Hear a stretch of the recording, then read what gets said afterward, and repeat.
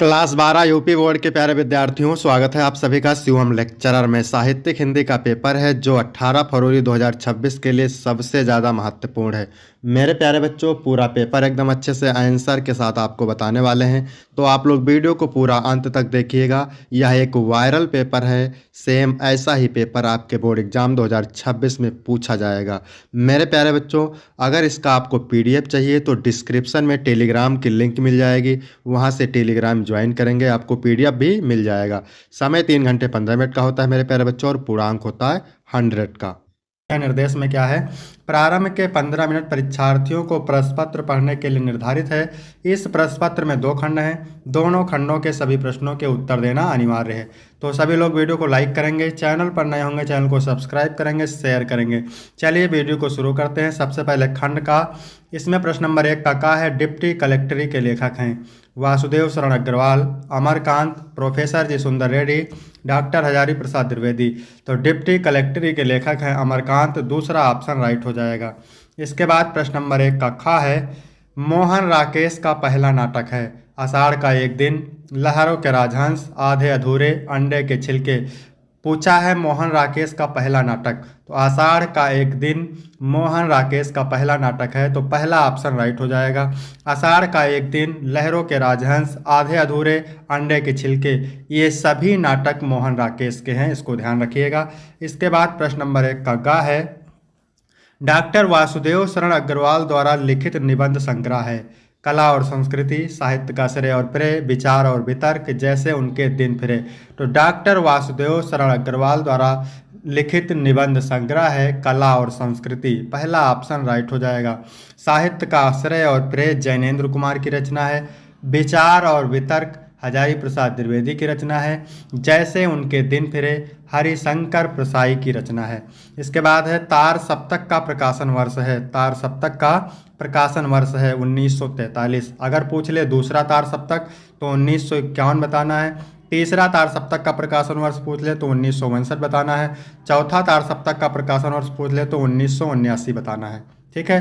तार सप्तक के संपादक कौन है? सच्चिदानंद हीरानंद वात्स्ययन अज्ञेय।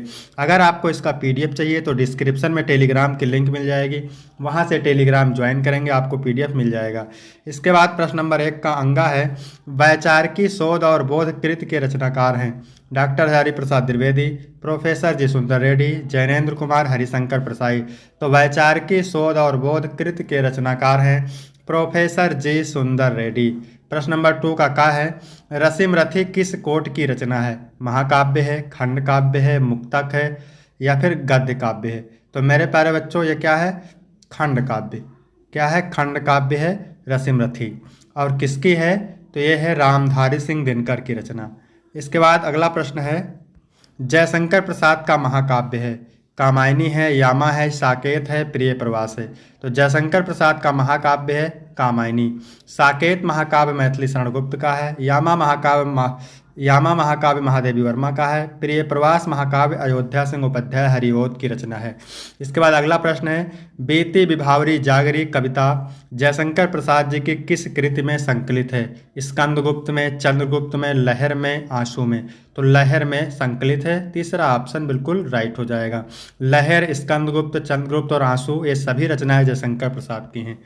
इसके बाद अगला प्रश्न है, निम्नलिखित में से किस कवि को ज्ञानपीठ पुरस्कार नहीं मिला है? सुमित्रानंदन पंत को, रामधारी सिंह दिनकर को, महादेवी वर्मा को, गजानन माधव मुक्तिबोध को।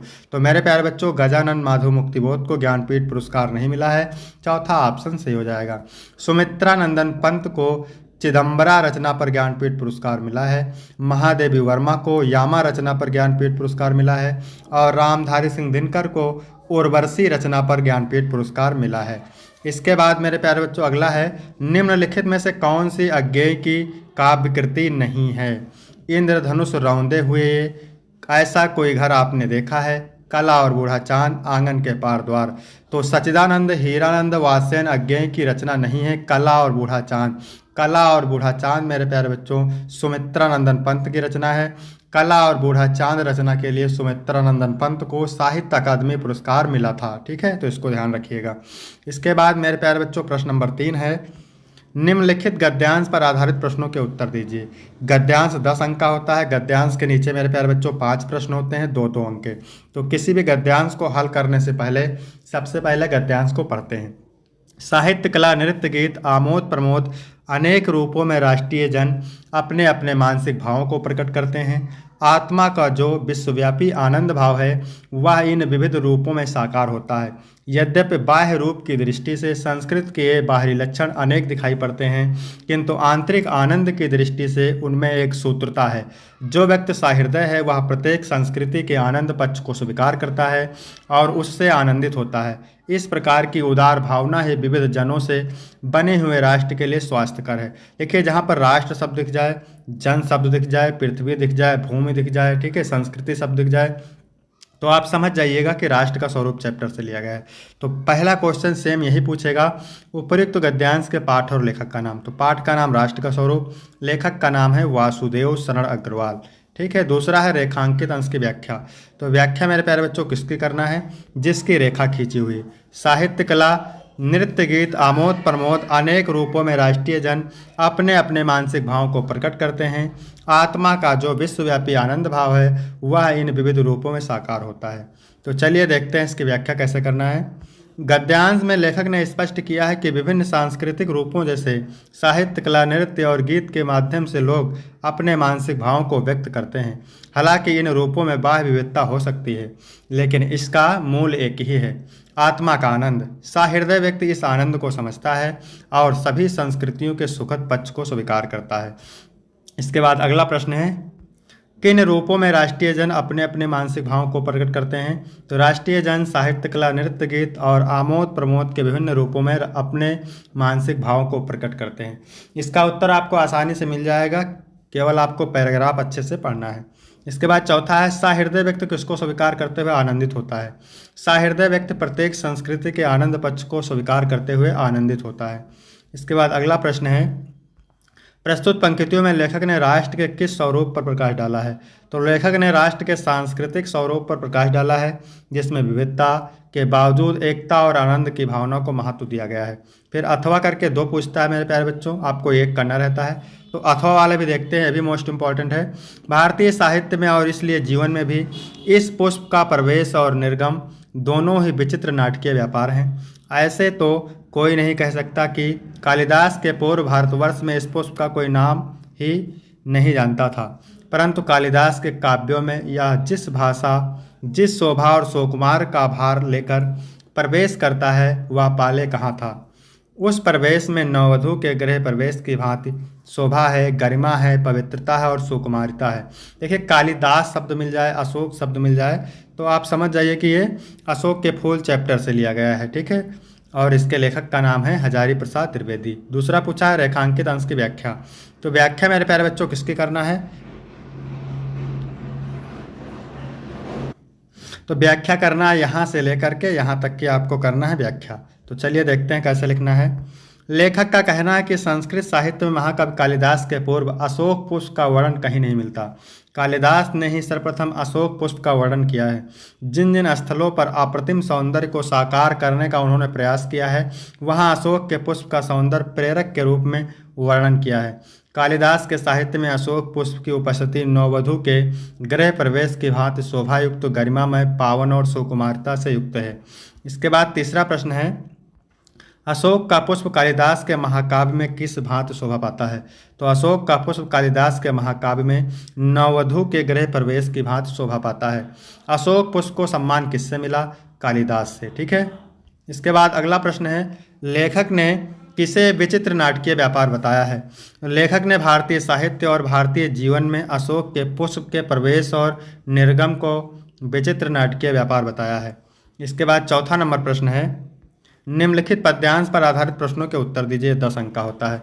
मार्ग प्रेम को समझे हरिचंद यथारथ होत यथा है। कवि भारतेंद्र हरिश्चंद्र जी कहते हैं कि प्रेम के मार्ग को भला इस संसार में कौन समझ सकता है जो वास्तविक रूप में होता है। लाभ कछु न पुकारन में बदनाम ही होने की सारी कथा है। इसके विषय में पुकारने से कुछ भी लाभ होने वाला नहीं है, इसकी सारी कहानी बदनाम होने की है। जानत है जियो मेरो भली विधि और उपाय सबे वृथा है। मेरा मन, मेरा अंतःकरण अच्छी प्रकार से जानता है कि इस बदनामी से बचने के लिए सारे उपाय व्यर्थ हैं। बावरे हैं ब्रज के सिगरे मोहि नाहक पूछत कौन व्यथा है। ब्रज के समस्त लोग बावले हो गए हैं और यह सब कुछ जानते हुए भी अकारण मुझसे मेरे दुख का कारण पूछते हैं। खबराओ पद्यांश के पाठ और रचयिता का नाम। पाठ का नाम प्रेम माधुरी है, कवि का नाम है भारतेंद्र हरिश्चंद्र। दूसरा है रेखांकित अंश की व्याख्या, तो व्याख्या मैंने पूरी बता दी आपको। तीसरा है प्रेम की सारी कथा क्या होने की है, तो प्रेम की सारी कथा बदनाम होने की है।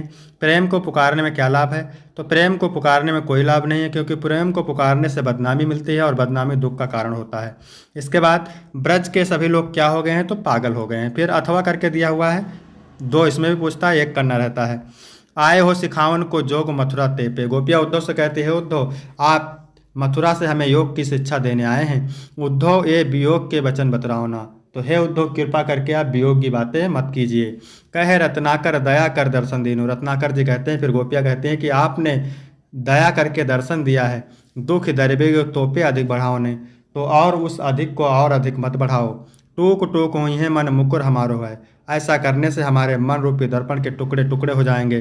चूक है कठोर बैन पाहन चलाओ ना, भूल से भी तुम मुझ पर कठोर वचन रूपी पत्थर मत चलाओ। एक मनमोहन तो बस के उजारो मुँह। एक श्री कृष्ण तो मेरे हृदय में मुझे बस करके उजाड़ ही दिया है। हिये में अनेक मनमोहन बसाओ ना, अब हमारे हृदय में अनेक श्री कृष्ण को मत बसाओ। ठीक है, तो ये उद्धव प्रसंग से लिया गया है। जगन्नाथ दास रत्नाकर इसके कवि हैं। फिर दूसरा है रेखांकित अंश की व्याख्या, तो व्याख्या मैंने बता ही दिया है आपको। फिर श्री कृष्ण ने मथुरा से किसे संदेश देने के लिए भेजा है, तो श्री कृष्ण ने मथुरा से उद्धव को संदेश देने के लिए भेजा है। गोपियाँ उद्धव से मन रूपी दर्पण के बारे में क्या कहती हैं। गोपियाँ उद्धव से मन रूपी दर्पण के बारे में कहती हैं कि हे उद्धव, हम गोपियों के मन रूपी दर्पण टुकड़े टुकड़े हो जाएंगे, इसलिए आप कठोर वचन रूपी पत्थर मत चलाइए। फिर है बैन पाहन शब्द का अर्थ। बैन पाहन शब्द का अर्थ होता है वचन रूपी पत्थर। इसके बाद है 5 का नंबर। ठीक है, निम्नलिखित में से किसी एक लेखक का जीवन परिचय देते हुए उनकी कृतियों पर प्रकाश डालिए। 80 शब्द में है, 5 अंक का है। वासुदेव शरण अग्रवाल, APJ अब्दुल कलाम, हजारी प्रसाद द्विवेदी। तो ये तीनों मोस्ट इंपॉर्टेंट है। इसका वीडियो आपको चैनल पे मिल जाएगा, आप देख सकते हैं वहाँ से। फिर है कवि का साहित्यिक परिचय देते हुए उनकी कृतियों पर प्रकाश डालिए। तो 80 शब्द में है, 5 अंक का है। भारतेंद्र हरिश्चंद्र, जयशंकर प्रसाद, महादेवी वर्मा, तीनों मोस्ट इंपॉर्टेंट है। इसका भी वीडियो ऑलरेडी अपलोड है, तो आप देख सकते हैं। इसके बाद है बहादुर कहानी के आधार पर बहादुर का चरित्र चित्रण। 80 शब्द में लिखना है, 5 अंक का है। अथवा पंचलाइट अथवा खून का रिश्ता कहानी के उद्देश्य पर प्रकाश डालिए, ये भी 80 शब्द में है। अथवा करके दिया है, एक करना है, तो ये भी 5 अंक का है। इसका भी वीडियो आपको जल्द ही यूट्यूब चैनल पे मिल जाएगा। स्वपठित खंडकाव्य के आधार पर किसी एक खंडकाव्य के एक प्रश्न का उत्तर लिखिए। 80 शब्द में है, 5 अंक का है। तो ये जो है रसीम रथी है, त्यागपति है, श्रवण कुमार है, अलग अलग जिले के लिए अलग अलग खंडकाव्य है, तो इसको आप तैयार करेंगे। ठीक है, फिर है खंड खा। प्रश्न नंबर 8 का क्या कह रहा है। निम्नलिखित संस्कृत गद्यांशों में से किसी एक का संदर्भ सहित हिंदी में अनुवाद कीजिए। 7 अंक का होता है, 5 अंक अनुवाद के लिए, 2 अंक संदर्भ के लिए। तो अथेका शकुनी सर्वेशाम मध्य आशय गृणार्थ तिरकित्व आश्रयवत। इसके बाद पक्षियों ने सभी के मध्य आशय जानने के लिए 3 बार सुनाया। तथा एका काका उत्थाय, तब एक कौवा उठ करके कहा, तिष्ठ तावत जरा ठहरो। अस्य तस्मिन राज अभिषेक काले एवं रूपम मुख्य क्रुद्धस्य चा कीदृशम भविष्यत। यानी इस राज्याभिषेक के समय इसका मुख इस प्रकार है, तो क्रोध करने पर कैसा होगा। अन्येन ही क्रुद्धेन अवलोकिता वयम तप्त कटा है परक्षिप्त तिला यु तत्र तत्रैव घनच्छामा। इसके क्रोध होकर देखने पर हम सभी डाले गए कढ़ाई में तिल की भांत वहीं के वहीं जल जाएंगे। ये दरसो राजा महियम ना रोस्ते इत्याह। ऐसा राजा मुझे अच्छा नहीं लगता, ऐसा कहा। फिर लिखना है आपको संदर्भ। प्रस्तुत गद्यांश हमारी पाठ्यपुस्तक संस्कृत के जातक कथा पाठ के उल्लूक जातकम खंड से अवतरित है। फिर यहाँ पर दिया है अथवा करके, इसको भी देखते हैं। सप्तदर्श वर्षाण यावत अमृत प्राप्य उपायम चिंतेत मूल संकरम ग्रामाद ग्राम नगरम नगरम वनाद वनम पर्वतान पर्वतम भरमत परम ना बिंद ततिराम तृप्तम। यानी मूल शंकर 17 वर्ष तक अमरता प्राप्त के उपाय पर विचार करते हुए गांव गांव शहर शहर वन वन पर्वत पर्वत घूमते रहे, किंतु अधिक संतुष्टि नहीं पा सके। अनेकभ्यो विदभ्या व्याकरण वेदांत आदि शास्त्राण योग विद्या चा शिक्षित। अनेक विद्वानों से व्याकरण वेदांत आदि शास्त्र तथा योग विद्या सीखी। ठीक है, फिर आगे लिखेंगे नर्मदा तटे च पूर्णानंद सरस्वती नामना सन्यासिना सकाशात् सन्यासम गृहीतवान्। इन्होंने नर्मदा नदी के तट पर पूर्णानंद सरस्वती नाम के सन्यासी से सन्यास ग्रहण कर दयानंद सरस्वती नाम अंगीकार किया। ठीक है, संदर्भ देख सकते हैं आप। इसके बाद खा नंबर है, निम्नलिखित संस्कृत पद्यांशों में से किसी एक का संदर्भ सहित हिंदी में बात कीजिए। भी 7 अंक का है। सौने घना नाम पलवगा प्रबुद्धा विहाय निद्रा चिन्ह सरिनुद्राम अनेक रूप आकृत वर्णादा नवा अम्बुधारा विहतानंदत। ठीक है, तो अनेक रूप आकृत वर्ण और स्वर वाले मेघों की गर्जना से, मेघों की गर्जना से, सौने घना नाम माने मेघों की गर्जना से, जागे हुए मेढक, बहुत समय से रुकी हुई, निद्रा माने नींद को, विहाय माने छोड़ करके, प्रबुद्धा माने जागे हुए मेढक, नवा अम्बुधारा अभिहता माने नई जल की धारा से प्रताड़ित होकर के नंदन माने बोल रहे हैं। यानी अनेक रूप आकृत वर्ण और स्वर वाले, मेघों की गर्जना से, बहुत समय से रुकी हुई नींद को त्याग कर जागे हुए मेढक, नई जल की धारा से प्रताड़ित होकर के बोल रहे हैं, अर्थात टर टर कर रहे हैं। संदर्भ लिखेंगे, प्रस्तुत श्लोक हमारी पाठ्यपुस्तक संस्कृत ऋतुवर्णम नामक पाठ के वर्षा खंड से अवतरित है। फिर यहाँ पर अथवा वाला दिया हुआ है, ना चौरिहार ना चा राजहार ना भृत भाज्यम ना चा भार कर व्यय कीर्ते वर्धते योम नित्यम विद्याधनम सर्वधनम प्रधानम। यानी विद्या रूपी धन सभी धनों में श्रेष्ठ है। ना चोर चुरा सकता है, ना राजा छीन सकता है, न भाई बांट सकता है, और न ही यह बोझा बनता है। व्यय कीर्ते वर्धते एवं नित्यम, जितना हम इसको व्यय करते हैं नित्य उतना ही बढ़ता है। प्रस्तुत श्लोक हमारी पाठ्यपुस्तक संस्कृत के सुभाषित रत्नान नामक पाठ से अवतरित है। फिर 9 नंबर प्रश्न है, निम्नलिखित में से किन्हीं 2 प्रश्नों के उत्तर दीजिए। 4 अंक का होता है। मूर्खाणाम काला कथम गच्छत, तो मूर्खाणाम काला व्यसनेन निद्रया कलहेन वा गच्छत। दयानंदस भगनी कथम पंचत्वम गता, दयानंद भगनी विसूचकया पंचत्वम गता। इसके बाद अगला प्रश्न है, चीन भारतीय मैत्री कदा संभूता, चीन भारत मैत्री श्री जवाहरलाल महोदय से प्रधानमंत्री काले संभूता। संस्कृत साहित्यस्य अनुशीलनेन के गुणा सज्जायन्ते, तो संस्कृत साहित्यस्य अनुशीलनेन दया दानम शौचम औदार्यम इत्यादि गुणा सज्जायन्ते। इसके बाद है 10 का खा और गा, रस अलंकार छंद, संयोग रस अथवा करुण रस, रूपक अथवा अन्वय अलंकार, चौपाई अथवा तो हर गीत का छंद। तो इसका वीडियो आपको जल्द ही चैनल पर मिल जाएगा। ठीक है, इसके बाद है निम्नलिखित में से किसी एक विषय पर निबंध लिखिए। तो यहाँ पर आप निबंध देख सकते हैं। 9 नंबर का है मेरे प्यारे बच्चों, और मोस्ट इंपॉर्टेंट है। इसके बाद 12 का पहला है, चयनम का संधि विच्छेद होता है चे प्लस अनम, निश्चला का संधि विच्छेद होता है निस प्लस छला। इसके बाद है अंतर्राष्ट्रीय का संधि विच्छेद है। तो अंतर्राष्ट्रीय का संधि विच्छेद क्या होता है, अंतः प्लस राष्ट्रीय, अंतर प्लस राष्ट्रीय। ठीक है, अंतर प्लस राष्ट्रीय। इसके बाद है निर्विघ्नम में समास है, तो इसमें है अव्ययीभाव समास मेरे प्यारे बच्चों। इसके बाद है दशानन में, तो दशानन में बहुव्रीहि समास है।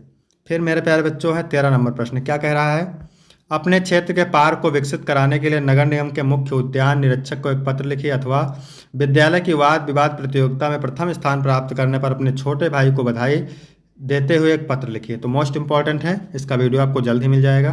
फिर 14 का पहला है, निम्नलिखित में से किसी एक शब्द के धातु एवं प्रत्ययों का योग स्पष्ट कीजिए। लिखिता कृत्वा दृष्टव्या। ठीक है, तो यहाँ पर देख सकते हैं आप, लिखता में अक्त प्रत्यय है, कृत्वा में अक्त्वा प्रत्यय है, और दृष्टव्या में तव्यत प्रत्यय है। फिर है दूसरा, क्या कह रहा है, निम्नलिखित में से किसी एक शब्द में प्रत्यय बताइए। किसी एक शब्द में आपको प्रत्यय बताना है। फिर है रेखांकित पदों में से किसी एक पद में प्रयुक्त विभक्ति तथा संबंधित नियम का उल्लेख कीजिए। ग्रहम प्रतिगच्छा, इसमें है तृतीय विभक्ति। रामेण सा सीता वनम अगच्छत, इसमें द्वितीय विभक्ति। अग्नेय स्वाहा, इसमें है चतुर्थी विभक्ति। तो यहाँ तक वीडियो कंप्लीट होता है। वीडियो कैसा लगा, वीडियो अच्छा लगा हो तो वीडियो को लाइक करेंगे, चैनल को सब्सक्राइब करेंगे। फिर मिलते हैं आपको अगले वीडियो में, तब तक के लिए जय हिंद जय भारत।